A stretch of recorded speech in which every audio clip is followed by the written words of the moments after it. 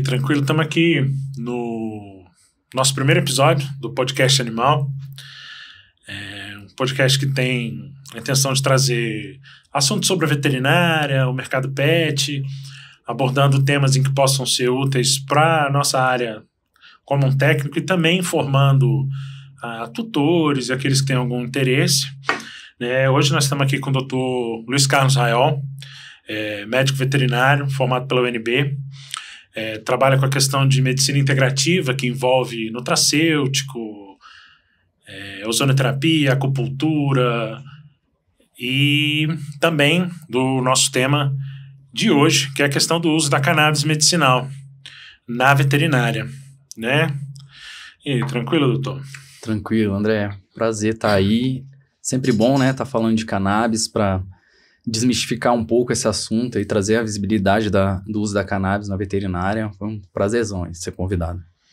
É bom que a gente aborda um tema que é meio marginalizado. Meio nebuloso. E não muito conhecido, né? Às vezes o pessoal acaba levando um pouco na brincadeira e a gente tem um uso amplo e bastante eficiente, que eu acho que vale a pena a gente estar trazendo isso. Com certeza. Luiz, como é que está essa questão da legislação em si, né? Porque a gente sabe que tem todo um trâmite ainda complicado para a gente poder importar, prescrever, trazer. Como é que tá? Como é que você consegue fazer isso? Uhum. Então, na medicina humana está um pouco mais avançada, né, a questão da cannabis. Desde 2019, a Anvisa flexibilizou bastante essa importação, né, dos produtos à base de cannabis, com algumas restrições, né, tem um grande preconceito aí com o THC, por ele ser psicoativo, então não pode ter mais do que 0,3% de THC, a gente acaba perdendo uma boa parte do potencial terapêutico, né, por causa dessa ressalva, mas é fácil de importar para o uso humano, né? Por conta dessa flexibilização da Anvisa. Já com relação à veterinária, a gente fica meio que num limbo jurídico, assim, a gente trabalha numa zona cinza, que não tem uma lei que proíba nem que permita. Então, a gente trabalha meio que nesse limbo jurídico, sem poder ser penalizado, por não haver uma lei regulamentando, né? Mas muitos profissionais têm um certo receio, né, de prescrever e ter algum problema com o CRMV ou até com a polícia, né? Porque ainda é meio bastante estigmatizado, né, a questão do uso, porque quando você fala em cannabis medicinal e tudo, a primeira coisa que vem na cabeça do indivíduo é a questão da droga em si, do uso recreativo e não do uso medicinal. Exatamente. E aí isso acaba sendo também uma barreira, até às vezes para algum tutor, alguma coisa, entender que os usos, né? E aí como é que você consegue, hoje em dia, fazer essa prescrição, essa importação, trazer? Como é que funciona mais ou menos, assim, para a gente poder ter uma noção? Entendi. Teoricamente, o MAPA deveria cuidar dessa parte de importação para o uso na veterinária, né? No entanto, o MAPA se mostra meio em cima do muro, assim, com relação a essa questão. Sempre que a gente tenta fazer essa importação pelo MAPA, é mais complicado, eles não sabem direito informar o procedimento para a gente, né? Principalmente aqui em Brasília. Em outros locais, como em Curitiba, né, já tem mais essa prática. Então, a maneira mais segura da gente prescrever, né, a maneira que a gente fica dentro da lei e que a gente tem bons resultados é por meio das associações que têm autorização judicial, né, para produzir esse óleo. Então, tem várias associações, a Flor da Vida, a Abracan, a Abrace, a PEP, Santa Planta. Cada uma tem o seu processo de produção, né, sua regulamentação para a gente conseguir fazer essa compra, mas é muito mais ágil do que fazer a importação, né? E a gente está dentro da lei. É totalmente seguro, né, para o tutor e para o veterinário fazer a prescrição por meio dessas associações também. E geralmente é rápido é mais lento? Como é que é o... Porque a gente sabe que às vezes, dependendo do quadro clínico, e na maioria dos casos, acaba sendo algo que você precisa entrar de maneira mais rápida. Com Né? certeza. Consegue-se fazer isso rápido? É mais lento? Sim. Varia um pouco, né, o prazo de acordo com a associação, mas geralmente é um prazo bem razoável. A Flor da Vida, que é a associação que eu mais trabalho, em menos de uma semana esse óleo chega aqui em Brasília. A associação é de Franca, né? E eles são muito prestativos, tem um trâmite muito rápido, assim, de tudo, e a gente consegue agilizar ao máximo dentro do possível, né? Claro que o ideal seria a gente já ter essa medicação aqui para iniciar o tratamento. O ideal é que a gente tivesse, né? Já que a gente tem até uma gama de farmácias de manipulação. Exatamente. Na veterinária, inclusive, né? Que você pudesse ter já de forma a poder manipular isso de forma mais rápida. E as farmácias de manipulação estão correndo atrás, né? De fazer. Se eu não me engano, a Drogavet tinha um plano de manipular, de ter o CBD ali disponível para manipular, né? Mas aí, como a gente não consegue ter uma amostra do soro aqui, do óleo para iniciar o tratamento, acaba prejudicando um pouco, mas dá para trabalhar, assim, chegando em 5 a 7 dias aqui no Brasil, é razoável. É rápido. Essa questão também da legislação acaba barrando também um pouco a questão de pesquisa, né, para que a gente possa ter um número de quadro maior, um número de artigos científicos publicados maior. Você acha que ainda existe alguma barreira na questão, como eu falei, nessa questão de discriminação mesmo do próprio órgão gestor para poder agilizar um pouco isso, né? Porque a gente vê, assim, alguns países que tem o uso mais recorrente e tudo. A gente sabe que o uso da questão da cannabis como medicinal já vem de bastante tempo, né? Já são aí alguns milhares de anos e tudo. Você acha que talvez essa questão dela tá ainda muito estigmatizada, muito associada à questão, como eu falei, do uso recreativo, pode estar impedindo também que a gente tenha um avanço na própria pesquisa? Com certeza, porque alguns órgãos, né, o CFMV apoia, né, o uso da cannabis medicinal, incentiva as pesquisas e tudo mais. Tem universidades como a UFSC, que tem um professor Eric Amazonas, que dá matéria de endocannabinologia lá. Legal. Eu acho que é a única, se eu não me engano, é a única universidade no Brasil que tem uma matéria de endocannabinologia. Que era pra gente ver, né, isso seria interessante a gente ver em farmacologia, né? Em farmacologia, enfim, era pra ser parte da fisiologia, né, do estudo da fisiologia. Sim. E lá tem essa matéria, o Eric é muito legal de você seguir, ele chama Saúde Canábica, o Instagram dele, e ele é um cara bem técnico, assim, fala muito bem sobre isso, só que, infelizmente, a gente precisa do apoio político, né, e acaba manchando, a reputação, acaba pegando mal para a pessoa que quer se reeleger e tudo mais, defender uma droga, né, ilícita. E já que você tocou no assunto, como é que funciona basicamente esse sistema endocannabinoide? Assim, bem geral, assim, até para poder a galera entender como é que é o funcionamento, né? De forma resumida, assim, o sistema endocannabinoide, ele não é igual ao sistema respiratório, né, que é um órgão que a gente vê, a gente estuda, ele é uma rede de comunicação intercelular, né? Uma rede de comunicação do nosso organismo. Classicamente, a definição dele envolve só os receptores canabinoides.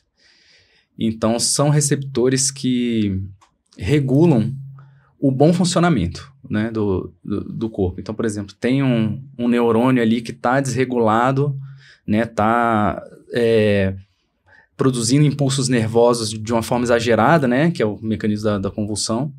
O sistema endocannabinoide é recrutado ali para interromper essa resposta exagerada. Então, ele é como se fosse um modulador de várias funções do organismo. E, atualmente, essa definição é bem mais ampla, né? Que, mesmo com poucas pesquisas, né? A maioria de fora do Brasil, claro, a gente vê que tem interação dos fitocannabinoides, né? Dos canabinoides extraídos da planta, com vários outros receptores. São né? bastantes, né? Se não me engano, são mais de 100. São 115 ou 116 atualmente, é uma quantidade bem grande. E os poucos estudos que tem são sobre o CBD e o THC, né? A gente não tem muita coisa sobre os outros canabinoides. Mas esses outros canabinoides, eles interagem também com receptores, assim, tipo PPAR-alfa, que controla o metabolismo de carboidratos. Então, é interessante um tratamento da diabetes, para reduzir a resistência insulínica, né? É bem interessante para algumas endocrinopatias também. Legal. Que a gente não costuma pensar como uma opção o uso da cannabis, né? A gente acaba vendo como um ganho secundário. Às vezes o cachorro tem uma diabetes, vai tratar para uma dor crônica e acaba conseguindo reduzir a dosagem de insulina. Legal. Bem interessante. Você estava falando essa questão da relação do CBD com o THC, né? Sim. Como é que assim, o que cada um desses, CBD e o THC, trazem de benefício, ou às vezes até alguma reação adversa? Qual deles é mais importante nesse caso da prescrição? Entendi. Todo óleo de cannabis, ele precisa ter o THC. O CBD isolado, ele tem suas ações, como qualquer medicação, né? Mas o ganho máximo que a gente tem com o uso da cannabis, a gente precisa de ter o que chama de efeito comitiva, ou efeito entourage, né? Que vou dar um exemplo. O CBD, ele tem um efeito mais sedativo, né? É mais tranquilizante, mais sedativo. Ele não tem tanta interação com o sistema nervoso central, né? Ele age mais nesses outros receptores que eu comentei. Já o THC, ele é psicoativo, ele é um estimulante, ele tem uma atuação forte no sistema nervoso central. Quando os dois são usados juntos, o efeito comitiva permite que os efeitos colaterais sejam diminuídos e o potencial terapêutico seja maximizado. Assim, entendeu? É a ideia de uma anestesia multimodal, de uma quimioterapia, né, que a gente associa várias medicações para não ter tanto efeito colateral e tem um benefício maior. Então, na verdade, um acaba completando o outro. Um completa o outro, exatamente. Agora, o quanto que tem de THC ou de CBD num óleo vai ser muito importante para a gente definir a aplicação dele, né? Por exemplo, para casos de dor crônica, de inapetência, né? O animal não está comendo e tal, a gente precisa do THC. Já em caso de convulsão, disfunção cognitiva, aí a gente já precisa de um percentual maior de CBD. Então, por mais que tenha que ter os dois óleos, é interessante a gente conseguir controlar qual que é a prevalência de cada um dos canabinoides nesse óleo. E esse controle, infelizmente, a gente não consegue ter ele tão fino quanto seria ideal, né? Aí a gente volta àquela questão, como eu falei, da legislação. Se a gente consegue regulamentar de forma melhor, a gente tem como manipular as concentrações de um e de outro e aí determinar seu uso mais específico, né? Exatamente, igual a prescrição de qualquer manipulado. O ideal seria a gente fazer isso, né? E o estágio de maturação e de colheita da planta, né? Quando a gente faz o óleo, a extração full spectrum, a extração completa da planta, isso tudo ajuda também a definir, né? Tem, por exemplo, o CBG, é um canabinoide que a gente vê mais em plantas muito jovens, assim, estão entrando em floração. Então fica muito complicado para uma associação conseguir determinar qual tudo tipo isso. De canabinoide que vai vir, né? Exatamente, até porque a demanda é muito grande para associações conseguirem atender. E acaba que, assim, aí, na minha opinião, acaba que ficou muito relacionado só CBD e só THC. Existem outros tipos de óleos, né? Com certeza. Com usos específicos cada um. Com uso antimicrobiano. Por exemplo, o CBI é um canabinoide que é muito interessante para reduzir a atividade noturna nos animais, né? E para os seres humanos usa muito para insônia. a gente não consegue determinar o percentual de CBI. Precisa de uma análise, né, de cromatografia do óleo para você saber. Então, a gente acaba fazendo uma gambiarra, entre aspas, que é deixar o óleo exposto à luz do sol, que uma parte do THC vai ser degradada em CBI. A gente não sabe qual que é o percentual. Acaba que você pega um óleo e exatamente, faz as gambiarras para poder exatamente. ter um melhor uso para isso ou para aquilo. Exatamente. Né? Ou a gente faz associação com nutracêuticos para direcionar essa ação do óleo, né? Então, por exemplo... Interessante. Essa questão dos nutracêuticos acaba sendo bem... Com certeza. Um coadjuvante bem interessante. Né? A melatonina, por exemplo, se a gente faz uma prescrição da melatonina, ou valeriana, alguns nutracêuticos assim, que induzem o sono, para um paciente que tem disfunção cognitiva, por exemplo, é bem interessante, que a gente consegue fazer esse animal ter uma qualidade de sono melhor, né? O tutor também, por consequência. Que acaba sendo a reclamação constante. Já peguei alguns cães exatamente. Que de noite... A pessoa não dorme. Bem idoso já, e aí fica naquela... Que tá há anos sem dormir, porque o animal à noite acorda chorando e andando, perdido. E com relação aos usos, assim, quais são os usos mais frequentes, mais comuns da gente ter o uso do CBD? O carro-chefe, assim, que eu pego na minha rotina são os problemas neurológicos, né? Especialmente a convulsão, que é emblemático, assim, o animal com convulsão, você pode usar, tem inclusive a possibilidade de usar uma dose de ataque, né, que a gente chama, ou dose de resgate, que você aplica o óleo de cannabis ali na gengiva do animal, na mucosa, durante a crise para abortar essa crise, né? E a absorção desse óleo é rápida? É rápida, sim. Pela mucosa, poucos minutos, assim, 2 minutos, a gente já vê a crise sendo controlada, assim, né? O volume é pequeno também, não é? De uso? Pequeno. A gente sempre procura botar um percentual, né? Os óleos artesanais, eles são prescritos em forma de percentual, né? A gente não fala que tem tantos miligramas de algum princípio ativo. A gente fala que tem um percentual X da resina. Então, por exemplo, um animal de menos de 10 quilos, eu costumo iniciar com um óleo 3% de resina. É bem bem baixinho. E já um animal de 30 quilos, por exemplo, um labrador, um golden, aí eu já uso um óleo 9%, mas que a gente consegue, apesar do valor ser acessível, ser um valor legal, a gente consegue fazer durar aí um mês, 2 meses, um frasco com 20 ml, né? Que a gente administra aí 8 gotas por dia. Então, um frasco de 400 gotas dura quase 2 meses. Então, bem tranquilo. Acaba sendo bastante... A relação custo-benefício acaba ficando boa também. Com certeza. Ainda mais que se você levar em conta que você vai reduzir o uso de medicações tipo levetiracetam, que é muito caro, né? Nem todos os pacientes a gente consegue fazer o desmame completo dos anticonvulsivantes, mas reduzir sempre.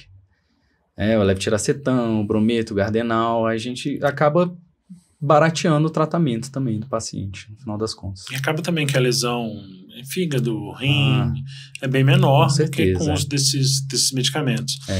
Né? Esse é o principal benefício, assim, na minha opinião, da cannabis, é não gerar uma iatrogenia, assim, não comprometer o organismo do animal com o tratamento, né? E o animal acaba ficando refratário, dose dependente, tem que ir ajustando dose? Não, com o óleo full espectro, né, a vantagem do óleo ter todos os canabinoides é essa também, a dose é bem estável, e a gente começa com doses mais baixas e vai aumentando, assim, gradualmente. Geralmente eu procuro atingir a dose final do tratamento, né, em cerca de 2 semanas. Né? É rápido. É rapidinho, a gente começa com uma dose baixinha para aumentar com bastante segurança, né? Não costumo ver efeitos colaterais na minha rotina, assim, raramente eu vejo com algum efeito colateral, mas é um cuidado que a gente é legal de ter, é começar com uma dose baixa até também para testar como é que cada organismo vai responder. É muito individual, varia com a idade também, né? O animal vai perdendo o tônus endocannabinoide, que chama, né? Que é a capacidade do organismo de... Isso conforme o tempo de vai responder. passando, e com isso você tem que ajustar a dose dependendo da idade. Animais mais idosos tomam doses muito maiores, assim, de cannabis, mas mesmo assim são doses baixas, assim, que ficam num custo-benefício bem interessante pro tratamento do animal. É interessante isso. E acaba que você não... Quando você faz uso, por exemplo, fenobarbital, você acaba tendo que fazer depois ajuste de dose ao longo do tempo. Vai escalonando. E aí eu já peguei alguns animais que você aí depois tem que introduzir isso, aquilo para ir controlando. Exatamente. E aí com o CBD a gente consegue uma estabilização boa. Com certeza, uma estabilização boa, além de ter essa possibilidade da dose de resgate, no caso da convulsão, né? Então seria quando ele tem a crise, ele toma uma dose um pouco mais alta? É a mesma dose. Normalmente eu prescrevo em 2 administrações diárias. Então é uma dose, uma dessas... Uma dessas 2 doses quando ele tem a crise. Isso, vamos supor, são 6 gotas a cada 12 horas. Quando ele tem uma crise, você administra 6 gotas. Se a crise não cessar, mais 6 gotas, até cessar essa crise. Geralmente cessa rápido. Geralmente na primeira dose de ataque cessa. Como é uma medicação muito segura, a gente pode... O animal estando alimentado, né, para não correr o risco de ter uma hipoglicemia, a gente pode ir aplicando essas doses de ataque até controlar. Mas geralmente na primeira já dá uma reduzida boa na crise. É a ideia do diazepam intraretal, assim, que você faz para... Você faz para poder cessar a crise. Com a segurança Só que com a maior, mesma medicação do tratamento contínuo, né? É bem interessante. Alguns tutores já deixam ali numa seringuinha de 1 ml, já separadinho ali, embaladinho no papel alumínio, para não ficar exposto à luz. Ele é fotossensível? Ele tem... Sempre eles... Você estava comentando a questão do CBD, do CBI. Para manter ali o percentual de THC, principalmente o THC, ele é muito fotossensível. Então o frasco sempre é um frasco de vidro âmbar, né, para proteger da luz e tal. É interessante abrigar do calor também. Manter refrigerado ou não? Só não tem incidência direta de sol ou não guardar próximo de forno elétrico, forno a gás. Perto de janelas, isso. Porque o THC, ele só é psicoativo, né? O THC é o que faz a maconha, o uso adulto da maconha, né, ter essa psicoatividade. Mas se ele for extraído a frio, né, se o óleo for extraído a frio, o THC não tem nenhuma psicoatividade. Então, em algumas associações como a Abrace, por exemplo, você escolhe se o óleo é descarboxilado ou não. Quer dizer, se ele foi aquecido no processo ou não. Então, se uma criança for tratada, né, ou um animal, a gente espera um óleo que não seja, pelo menos não totalmente descarboxilado. A gente perde um pouco do efeito terapêutico, mas a gente tem 0 psicoatividade ali. Então, muita gente tem esse receio, né, de achar que o animal vai ficar doidão, vai ficar viciado, alguma coisa assim. A ideia básica é o que a gente escuta sempre. Além da questão de convulsão, né? Geralmente convulsão refratária e tudo. Né? Você citou também a questão da dor crônica. A dor crônica. A disfunção cognitiva também, né? Falando de neurologia. Pego muitos casos assim, com resultado muito bom também. E logo em seguida vem a dor crônica. É interessante que a cannabis ela aumenta a meia-vida de algumas medicações, como o tramal, a metadona. Então você consegue reduzir a dose. Exatamente. A metadona que tem um efeito mais rápido, assim, com uma aplicação a gente consegue um efeito por bem mais tempo, com uma dose menor também. A gabapentina, a mesma coisa também. Interessante. Aproveitando que a gente está aqui conversando a respeito da questão neurológica, eu li em alguns casos, assim, em humanos, ele também é usado em Alzheimer, né? Para algumas coisas. No caso do cão, para sequela de sinomose, isso tudo, tem algum efeito que consegue controlar aquelas sequelas musculares e tudo? Eu não achei nenhum artigo sobre a interação do óleo com a mioclonia, com esses efeitos, mas eu noto na rotina, assim, tem pacientes que eu acompanho, assim, há anos já, e eu vejo uma melhora muito, muito interessante da mioclonia e da incoordenação também, com a cannabis. Tanto que, às vezes, é um animal que a gente não vê mais convulsão, nem nada assim. Eu tenho uma paciente que a gente fez o desmame completo, né, dos anticonvulsivantes. Ela não tem mais convulsão, mas eu mantenho a cannabis para ela porque controla muito bem a mioclonia ali. E a gente nota o andar dela mais orientado, né? A interação com os tutores melhor do que quando a gente tentou tirar a cannabis. Então, foi melhor manter. Você está falando dessa questão do desmame das medicações, né? Uhum. Essa interação das medicações pode deixar o animal mais sedado? Sim. É por isso que faz esse desmame? Principalmente o Gardenal, quando o paciente toma o Gardenal e o óleo de cannabis, a gente vê um aumento assim, do apetite muito grande. São 2 medicações, né, que estimulam muito o apetite. E uma sonolência também muito grande.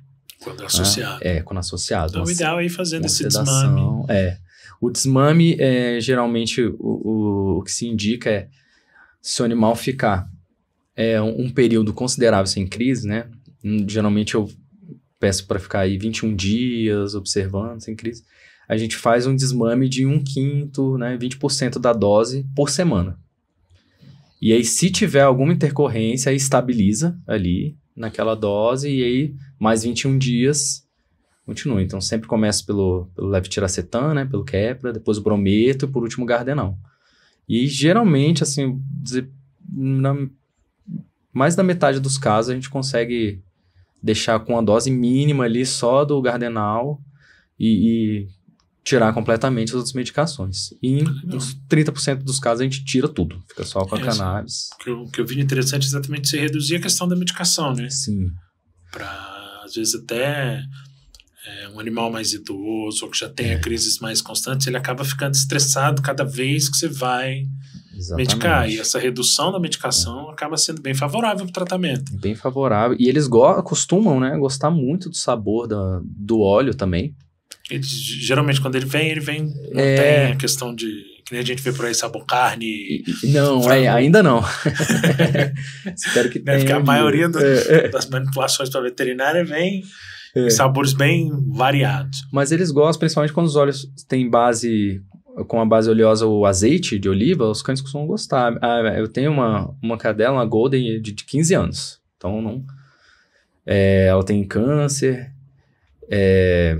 tem as artroses dela, né, quando da idade, e eu optei por fazer um controle mais natural, assim, da doença, né, com dieta cetogênica, os nutracêuticos e o óleo de cannabis. E eu pingo, assim, num pratinho, ela vem e lambe. Aí já tem o contato com a mucosa ali. Nossa, facilita demais. Geralmente o veículo desses óleos é mais só o azeite, ou você pode... Qual é o mais comum? O mais comum é o MTC, o óleo de coco. O óleo de coco. Também acaba sendo mais saboroso também. E ele facilita um pouco a absorção ali pela mucosa também.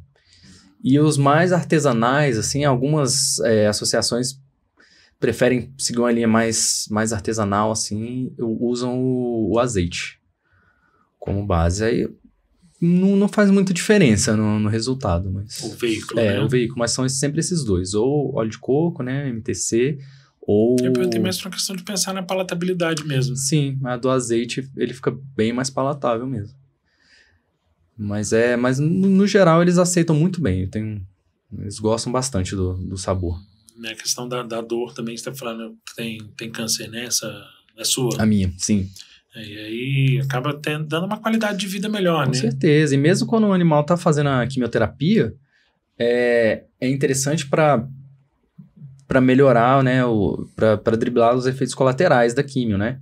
Então, para manter o apetite, para até o humor, assim, a gente pode dizer, né? Então, se a gente nota a interação do animal, a disposição, fica mais estável com o óleo também.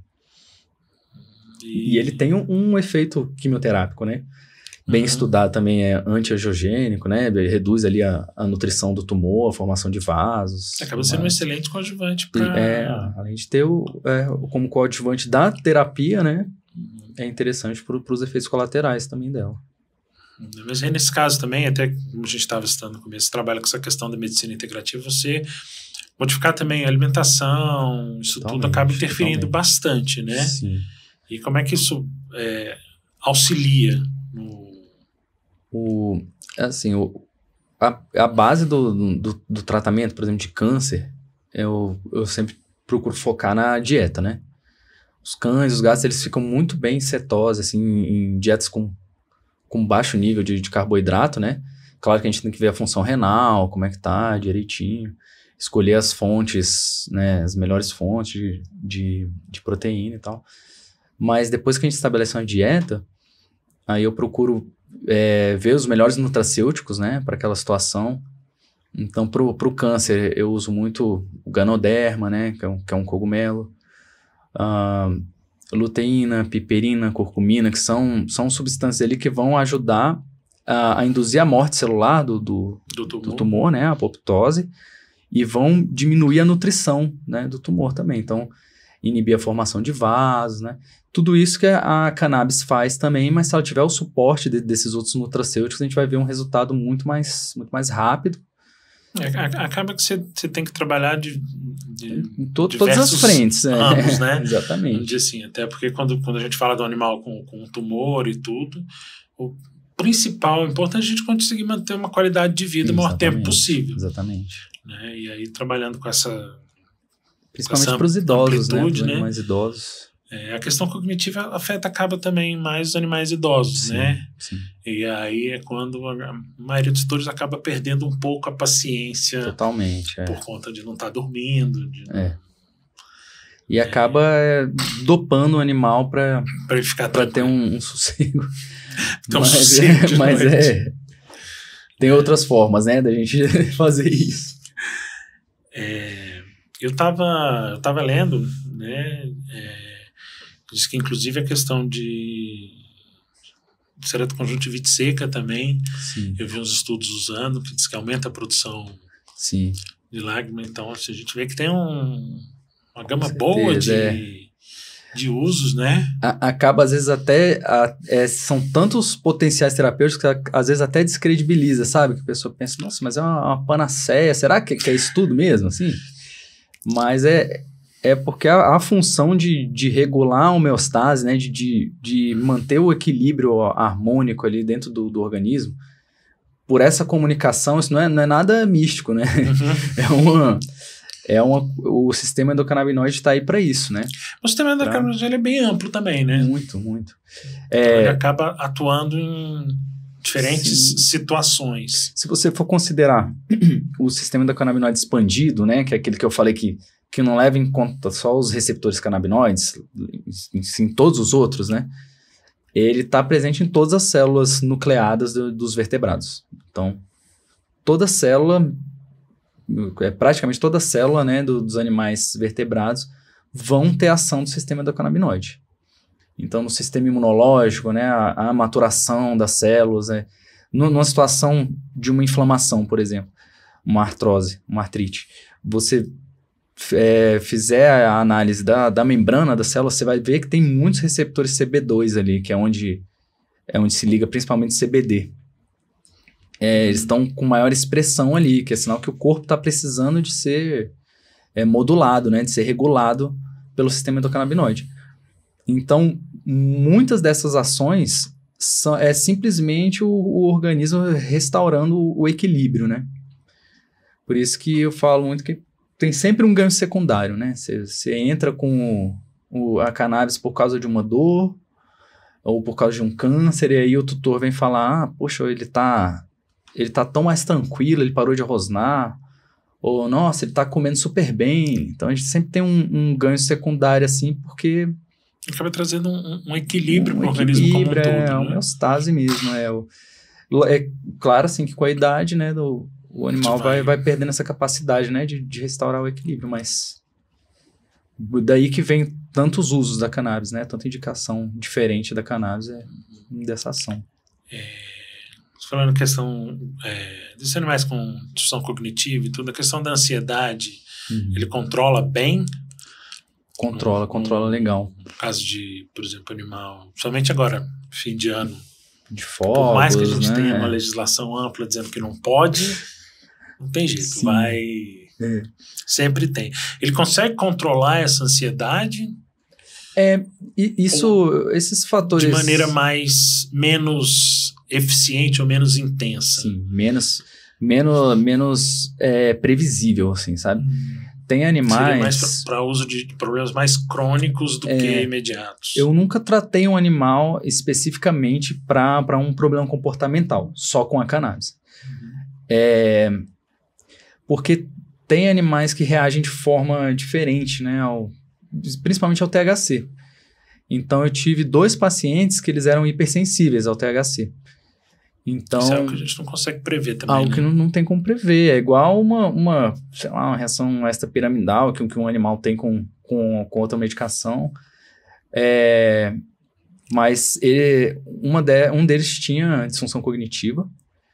Era um pincher vai fazer 19 anos agora. O nome dele é Velho, inclusive.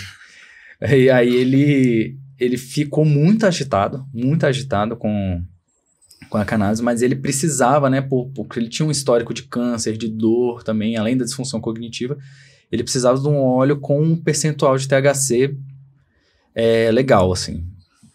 Então, aí a gente teve que fazer o escalonamento das doses, né, aumentar as doses com muito cuidado, assim, muito devagarzinho, e usar muitos nutracêuticos também para... Então, usei a valeriana, passiflora, melatonina, ashwagandha, que é um interessante também como ansiolítico, antidepressivo, né?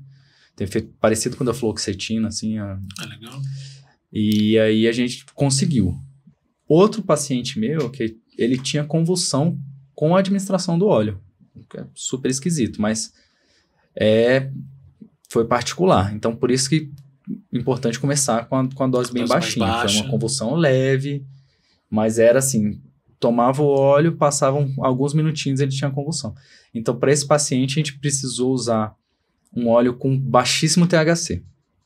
Era um óleo 3:1, né, que a gente chama de CBD e THC. Então, ele tinha 75% CBD, 25% THC. Aí foi ótimo o resultado. Foi ótimo, deu para fazer o desmame completo dos anticonvulsivantes e ficou super bem. Mas se o óleo tiver mais THC, ninguém explica por que ele convulsiona. Cada organismo responde de uma forma, né? Mais complexo da gente... Então assim, o seu animal tem essa tendência a ficar mais excitado assim, com o THC, não é interessante usar numa época que tenha fogos ou na época de chuva também. Então, como controle de ansiedade, ele não seria... não teria um uso... E pra gente, né, pros seres humanos também é bem assim. Tem gente que a insônia piora com óleo rico em THC, tem gente que fica bem. Então, eu normalmente escolho outras medicações, né, tipo, outros fitoterápicos inicialmente, assim, para o controle da ansiedade, que não a cannabis, assim. Prefiro ir por outros caminhos. Interessante, porque às vezes a gente associa a questão da sedação com esse controle da ansiedade. Então, o uso ideal é mais para realmente problemas crônicos, né? Problemas crônicos ou para dor crônica é sensacional. Como você estava falando, né? A questão do uso de opioide também você consegue reduzir bastante. Consegue reduzir, animais assim que tomam muito anti-inflamatório. Tem um resultado muito bom da cannabis associada à boswellia, serrata, que é um anti-inflamatório. Tem uma ação legal, inclusive, em trato gastrointestinal, né? Então, dá pra gente tirar os meloxicam, firocoxib, esses outros anti-inflamatórios, manter ali a cannabis e a boswellia, a função renal fica ali preservadinha. Porque o que acaba, a grande maioria dos animais com dor crônica já são animais mais idosos, que você tem uma possibilidade de alguma lesão renal. Exatamente. E aí com isso você consegue ter um efeito sem a agressão ao organismo acentuada, né? Exatamente. E a questão por exemplo, você estava comentando aí, um paciente insuficiente renal, ou um caso até de lipidose num gato, pode ser usado como um estimulante para apetite, para ele voltar a comer? Com certeza. A cannabis sozinha tem um efeito muito interessante para estimular o apetite, só que ela tem um inconveniente da gente não poder dar em jejum, né? Por conta Você falou da questão da hipoglicemia. Ela é um pouco hipotensiva também, né? Então, nesse caso desses gatos com lipidose, que estão já mais tempo sem comer, ficava ficando mais arriscado. Mas para manutenção do apetite é muito interessante. Então, por exemplo, se você entrar com a mirtazapina, por exemplo, para o animal voltar a se alimentar, um Coba Vital da vida, alguma medicação assim, depois que ele começa a se alimentar, você faz o uso contínuo da cannabis e aí... Para ele regularizar. Aí regulariza e a gente evita dele ter uma lipidose. Por exemplo, nesse caso, assim, como eu citei aqui, da gente usar como estimulante e tudo, é necessário fazer um desmame depois que o animal volta a se alimentar bem, mantém a dose. A gente pode retirar completamente de uma hora para outra sem nenhum prejuízo. Sem nenhum prejuízo. É só se for reintroduzir, aí tem que voltar para a dose inicial. Gradualmente. A gente fica mais tranquilo, né? Quando o animal já fez um tratamento, mas mesmo assim é interessante fazer um escalonamento da dose, nem que seja mais rápido assim. Mas para tirar não. Para tirar é bem tranquilo. Para fazer de desmame, imediatamente, não. Nadinha. Tá, e assim, como é que você vê a questão desse preconceito em si? Porque a gente sabe que existe um preconceito. Demais. Muito grande. Tendo em vista que o número de efeitos, de possibilidades que a gente tem. Como é que você vê essa questão do preconceito em si? Porque quando eu fui comentar com alguns colegas e tudo, é básico. Pergunta básica, simples. O seu animal vai ficar doidão, se vai ficar chapado, se vai... O que vai acontecer, se pode, se não pode. Como é que você vê essa questão desse preconceito? Sempre tem, né? Tem muita chacota, muita gente que não leva a sério, mas nos últimos anos tem ficado bem diferente, sabe? Esse preconceito. Lá em 2018, quem trabalhava com a cannabis na veterinária não era tão levado a sério quanto hoje em dia, né? Eu não sei se por conta do coronavírus, que tiveram pesquisas aí, né, do tratamento da síndrome respiratória aguda grave com o canabidiol. Não sei se isso contribuiu, né, para ter uma seriedade maior, assim, pro assunto. Mas é de praxe a gente ouvir a chacota, né? E tem pessoas que têm dúvidas sinceras mesmo, que acham que o cachorro vai viciar, né? Ou vai ficar doidão, mas a gente não... Mesmo com óleo totalmente descarboxilado, né? Que, como eu falei, que ele tem o THC psicoativo mesmo, os animais não apresentam nenhum sintoma de estarem chapados, assim, nem nada. O que é mais comum de se ver é a incontinência urinária, por incrível que pareça. É um sintoma que não tem relação nenhuma, que a gente não espera ver, mas é um sintoma... Mas ela é transitória ou... É transitória. Quando o animal é hipersensível, ou então às vezes acontece, como eles gostam do sabor, né? Cai no chão o frasco, o animal vai lá e lambe metade do frasco. Aí eu já falo, prepara o jornal e dá uma comidinha pra ele, que ele vai fazer xixi. Assim, o risco de superdosagem também, pelo que você está falando aí, é muito... É bem tranquilo. Né? Porque a concentração do óleo também é baixinha, né? Mesmo em concentrações maiores, assim, ele é muito tranquilo, não tem risco de overdose, assim, só com doses mesmo cavalares, assim. A gente vê mais problemas desse tipo quando o dono é usuário de cannabis e o animal vai lá e come. Eu já peguei alguns. Come principalmente restos, né, do cigarro ali, ou derivados, tipo haxixe, essas coisas mais concentradas, assim, os animais ficam bem... Daí tem taquicardia, né, outros efeitos. Mas esses são efeitos mais em função da maior concentração de um do que de outro. Exatamente. E mesmo assim o tratamento é de suporte. Você bota ali no sorinho, né? Espera, e fica vigiando. Espera passar. Espera passar. Mas os pacientes que eu já vi com overdose ou né, porque tomaram ali do frasco ou que são hipersensíveis, o mais comum é incontinência urinária. Às vezes tem um pouquinho de deambulação, assim... E aí dorme um tempão e acorda zerado. Então muito segura, é uma medicação muito segura E a gente tem que explicar para os tutores, tem que explicar direitinho, né? Mostrar relatos. Eu sempre tenho uns vídeos aqui de uns pacientes que não ficaram muito bem e eu mostro, ó, não é nada demais. Paciente que tomou 5 vezes a dose, lógico que não é para estimular o tutor, né, a se desesperar e dar uma dose alta ali, mas é bem seguro a medicação.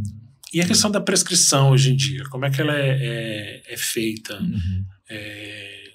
Formulário específico? Até esse momento, né, a gente faz a prescrição em receita comum. Não é receita de 2 vias, né? Tanto que eu faço uma receita digital mesmo, com a minha assinatura escaneada ali. E mando para a associação. A associação precisa dessa receita. Precisa, né? Para se respaldar ali, né? A Associação Flor da Vida teve uma diligência policial, né, recentemente lá. Eles devem sofrer algumas, né? Algumas. A APEP já, acho que umas 2 ou 3 já. Uma foi, inclusive, a APEP é no Rio de Janeiro, né? Uma, inclusive, foi por conta de um helicóptero que avistou, né, a plantação deles lá e os policiais chegaram, não sabiam que era uma associação, né, legalmente... Acaba que eles têm que brigar também por poder plantar, para poder... Então, essas associações, elas extraem o óleo, não é importado. O óleo, não. É uma extração alcoólica do óleo, né? A planta é colhida, seca, curada por um tempo, né? É todo um processo bem controlado, assim. Depois é feita uma extração alcoólica mesmo, né? Com álcool de cereais. A planta fica ali um certo tempo. E depois esse álcool é evaporado e fica o extrato full espectro, né? Do espectro total da planta ali. Então vem os canabinoides, os terpenos, né? Que é o que dá o aroma ali da planta. Que tem terpenos que tem ação, tipo o cariofileno, né? Tem ação anti-inflamatória e tudo mais. Eles são terapêuticos. Você tem um uso terapêutico bem enorme, extenso, né? Exatamente. E os flavonoides também. Então, são vários componentes da planta que não só os canabinoides. E desses canabinoides, a gente foca só em 2 também, né? Mas tem muita coisa. O uso tópico da cannabis, né? Para feridas também. Ela tem uma ação anti-inflamatória, né, que você falou, e também... Anti-inflamatória, e o uso tópico é sensacional. Para cicatrização. É impressionante, assim. E a pomada é o mesmo processo de produção do óleo, com um emulsificante ali para aumentar a consistência dela, mas é o mesmo princípio de produção. Então, é uma produção muito simples, é um processo barato. E aí as associações... Cada uma tem, né, sua estrutura, né, de produção e tal, mas elas sofrem, né, essas diligências aí policiais de vez em quando. E a última aí que a Flor da Vida sofreu, eles perderam 80 pés de maconha, de cannabis. E aí, só que as famílias que eles atendem, né, humanas, fazem uma pressão muito grande, não tem condição de... Acaba como a gente citou aqui algumas vezes, né? Essa questão da própria marginalização acaba complicando para essas associações, né? Sim, totalmente. O ideal é que a gente tivesse uma legislação mais específica, mais rigorosa, para que você mantenha essas associações com funcionamento controlado, direitinho e poder ter o produto para quem precisa, né? Sim, inclusive o argumento principal assim, da Anvisa para não flexibilizar, né? Não permitir essa produção artesanal do óleo aqui que é o risco de desvio de finalidade, né? É o produto ser vendido, né, ali por baixo dos panos para o tráfico, que é um absurdo, né? Que você não pode presumir a gente presume a inocência, né? A gente presume a inocência, não o risco de ter desvio de finalidade, mas já foi um argumento que o MAPA já usou também quando foi questionado, né, sobre isso. E você tinha perguntado com relação à prescrição, né? Parece que a partir do ano que vem, na medicina humana vai ter que ser prescrito com um receituário amarelo.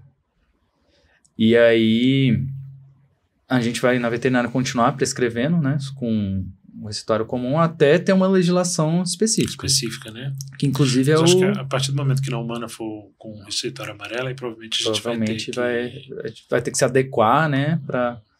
Porque eu tenho um projeto de lei, que é o PL 369, que tem inclusive né, a participação do CFMV na elaboração do texto do projeto e tal, que ele propõe que a medicina veterinária siga as mesmas diretrizes da medicina humana, enquanto não houver uma legislação específica. E é o ideal, né? E esse projeto ele está correndo junto. A gente prescreve tanto de um lado quanto do outro. Opioide, anestésico. Acho que não custa nada regulamentar. E como é que você vê o futuro disso? Você acredita que a gente vai conseguir Eu acredito. Uma regulamentação certinho, direitinho? Eu acredito que num futuro breve a gente vai ter essa... Porque conforme vai se popularizando, né, o uso da cannabis, a gente vai vendo, né, de forma empírica mesmo, um benefício terapêutico que não tem como você ignorar, sabe? Eu digo assim, eu costumo falar que se tiver vamos supor, uma caça às bruxas, assim, dos prescritores de cannabis na veterinária, eu não sei o que eu vou fazer, porque não tem como você ignorar que tem um caso ali de um paciente que a cannabis é a medicação para aquele paciente. Como é que você vai ignorar que você sabe que funciona aquilo, né? É complicado, porque a gente tem que prezar pelo bem-estar animal. Está no nosso código de ética, né, da veterinária. Usar o que a gente puder para poder fazer.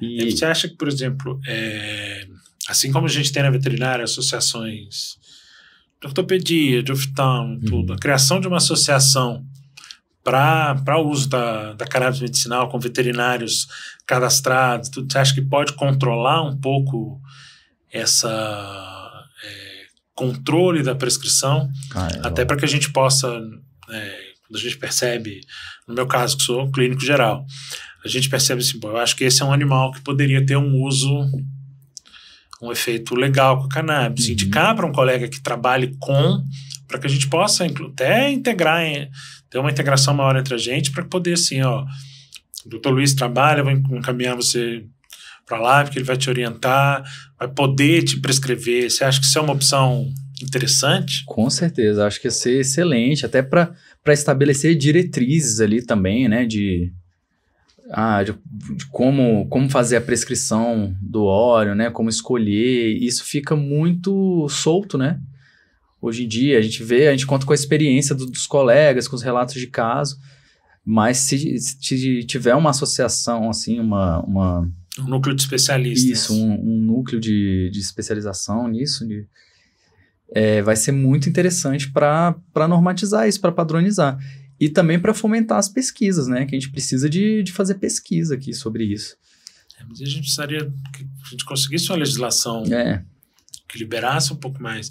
O que eu vejo inclusive em países em que você tem o uso mais conhecido, mais constante, ainda assim você ainda tem essa barreira da legislação que acaba evitando pesquisa, né? Porque fica sempre o estigma do usuário. Exatamente. E que vai prescrever para isso, mas vai usar para aquilo. A gente tem que ter uma conscientização melhor também. A imagem da cannabis é complicada, né? Aqui no Brasil. Geralmente, os países que têm legalizado o uso adulto, né, o uso recreativo da cannabis, tem uma mudança da imagem mesmo, né, da planta. Eu dei uma palestra recentemente no CEUB, e a primeira foto da palestra era uma foto assim, do pôr do sol com uma planta de cannabis, que você olhava a imagem assim, você nem percebia que era uma planta de cannabis. Aí que a gente vê as apreensões, né, da Polícia Civil, aquele tijolão de cannabis, a gente nem remete que aquilo é uma planta, entendeu? E aí, essa mudança dessa estigmatização da cannabis é muito importante para acompanhar Isso acaba sendo uma barreira também para prescrever. Uma barreira, porque suja a imagem, o que eu falei, suja a imagem de quem defende, né? E se a gente não tiver o apoio político também para conseguir ter a pesquisa, né, para fomentar, né, Eu acho que vale a pena a gente frisar bem que a questão do uso medicinal em si vai muito além do que a questão do uso recreativo, até porque você tendo uma base científica de uso de tudo, você consegue até tirar um pouco dessa marginalização que você tem do uso dela medicinal. Da mesma forma que a gente não questiona quando você vai tomar um tramal, você fala, mas isso aí vem do ópio, né? É um opioide. O risco de um vício em opioide é muito maior. Exatamente, é muito mais perigoso. Vem de uma planta, né? São derivados de uma, né, da papoula e tal, de uma planta. E a gente já desvinculou essa imagem da droga pro fármaco, né? Uhum. E é esse processo que precisa acontecer com a cannabis também, né? A gente mudar a imagem e desvincular o recreativo do medicinal. E você acha que isso é difícil da gente fazer? Eu acho que já foi mais difícil. Eu acho que a gente está próximo, sabe? Eu acredito que a gente tá próximo. Não tem como a gente não acompanhar no Brasil que no resto do mundo tá acontecendo, né? As pesquisas de cannabis estão aumentando assim, exponencialmente na Europa, nos Estados Unidos. E aí a gente vai ficar para trás, né? Se não acaba que é sempre uma opção terapêutica, né? Sim. Pra gente poder tá usando sem tanta agressão, fígado, rim, que é o que a gente acaba... Com certeza. Em alguns casos você acaba tratando uma dor e aí leva uma insuficiência renal. Isso. E aí você tem que tratar a insuficiência renal. E se você conseguir esse equilíbrio, acho que é o melhor até para a qualidade de vida do animal. Sim, e essa é a visão de saúde, da saúde ser a gente não remediar problemas, né, mas tratar o organismo como um todo. Essa mudança de conceito de saúde tá contribuindo para isso. Está contribuindo para isso e eu acho que está ajudando a cannabis a ser uma opção, uma primeira opção para alguns tratamentos, né? E você acha assim, né? Agora de uma forma mais ampla, né? Como eu comentei aqui no início, você trabalha com a questão da medicina integrativa. Sim. Né? Então, você acha assim que a própria visão da medicina, da veterinária tradicional, tudo, com a ampliação da questão dos estudos, com acupuntura, ozonoterapia, isso tudo, você acha que a gente tem uma amplitude de possibilidades até para que você tenha um prolongamento da qualidade de vida e até do tempo de vida do animal? Sim, com certeza, porque a medicina ocidental, né, a alopatia convencional, ela é muito boa para situações agudas, né? Então, se o animal tá ali tendo um choque anafilático, ele precisa do corticoide, ele não precisa de ozônio. Mas para manutenção, né, de alguma condição ou para o tratamento de doenças mais crônicas, assim, eu acho que é muito bem-vindo as terapias complementares, né, o ozônio, o laser, a nutracêutica, a fitoterapia, justamente por isso, né, para a gente preservar o organismo do animal, não só do animal idoso, mas para a gente permitir que o animal chegue numa idade avançada com a função renal legal, com o intestino funcional. Acaba que a gente pode dizer, então, que essa questão que a gente tem modificado muito a visão, pode ser uma medicina veterinária também preventiva, quando você amplia esse leque com... Porque não é mais aquilo lá, mas tá funcionando tão bem a prednisona aqui para segurar a coceira, entendeu? A gente tem que pensar, né, na frente, tá? Mas e aí, o animal vai ficar com hiperadreno, vai ter uma série de problemas aí por conta da prednisona. Essa ideia de pensar, né, na frente, assim, de agir de forma preventiva, inclusive nos tratamentos, eu tenho visto uma mudança bem legal assim, de pensamento dos colegas, né? de trabalhar com a medicina preventiva. E dos tutores também, de levar o paciente lá para ver, mas aí tá legal, tem como melhorar a alimentação? Tem como tomar alguma coisa para prevenir? Porque eu vi que a raça dele tem tendência. Hoje em dia também com a informação, até que os tutores têm algumas certas, algumas não tão certas. Você acha que essa adesão a esses tratamentos, que antigamente chamava dessas terapias alternativas, né? Você acha que a adesão deles acaba sendo melhor? Eu acho. Eu acho assim, a gente nunca pode ser tendencioso demais para um lado nenhum. A gente não pode criar inimizades, né? A medicina alternativa não pode ser inimiga da medicina convencional, né? Mas porque vai ter coisa que vai funcionar, vai ter coisa que você vai precisar agir. Claro. Então, eu acho que é interessante a gente sempre pensar nesse uso junto, né, das duas. Porque tem veterinário que fala assim, não, eu não prescrevo fitoterápico. Eu não prescrevo nutracêutico. Eu prescrevo fluoxetina e dipirona, sabe? Aí eu falo, cara, eu também, cara, mas o que custa, sabe? Você dá um... eu acho que tudo que tem para agregar tem que ser usado, sabe? Claro, de forma moderada, né? Pra você não ficar com fanatismo para nenhuma das vertentes, Mas eu acho que isso é muito bem-vindo e acho que tem muita gente aderindo bem... Acho que tá muito bom, tá acontecendo rápido, assim, essa mudança de paradigma. Tô achando bom. Interessante. Acho que é isso, né? Sim, foi bom demais. A gente conversou sobre o geralzão, né? Da cannabis. Fiquei muito feliz. E aí, se quiser passar suas redes sociais... Tá, beleza. Eu tenho o meu Instagram, @Luiz com S, Rayol, RAYOL. Tenho aqui meu telefone para contato, né? Se alguém quiser alguma informação, marcar alguma consulta, quiser alguma orientação, é o 991140764. E espero ter contribuído aí para passar um pouco do conhecimento, né, sobre a cannabis, desmistificar um pouco e ajudar aí os colegas a utilizar mais dessa ferramenta, né? Eu espero também que tenha sido bastante útil.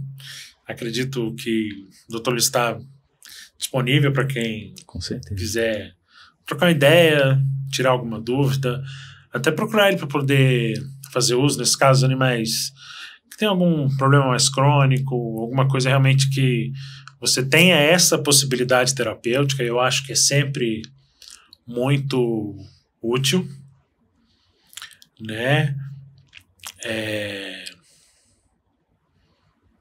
Esse é o nosso primeiro. Espero contar ainda com o Dr. Luiz mais algumas vezes que a gente tiver algum assunto interessante para a gente discutir, algum outro tema, né? Aqui a gente tem o apoio do Plano B, né? Com a sala, a questão toda da produção e tudo, para a realização desse nosso podcast, né? A intenção da gente é trazer mais temas relacionados à questão da própria veterinária, alguns temas mais técnicos, alguns temas não tão técnicos, mas de forma a agregar também conhecimento para toda a nossa área, né? E queria agradecer a presença. Obrigado. Foi uma honra aí estrear, né, o podcast. E espero que a gente tenha outras oportunidades para a gente poder, também o que precisar da gente. Claro, tô sempre à disposição aí. Obrigadão. Valeu.